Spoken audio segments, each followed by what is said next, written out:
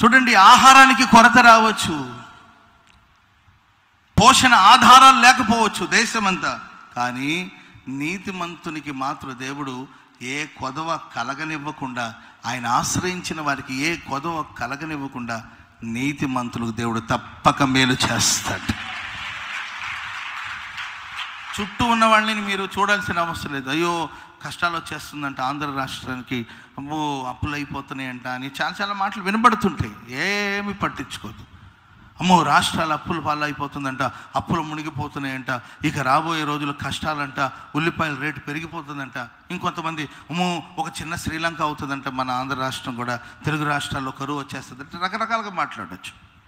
ఏమీ పట్టించుకోవాల్సిన, ప్రపంచమే కరువులో కూరుకుపోతున్నా కూడా నీతిమంతుడికి మాత్రం దేవుడు మేలు చేస్తూనే ఉంటాడు. నీతిమంతుడు దేవుడు మేలు చేస్తూనే ఉంటాడు. హల్లెలూయా.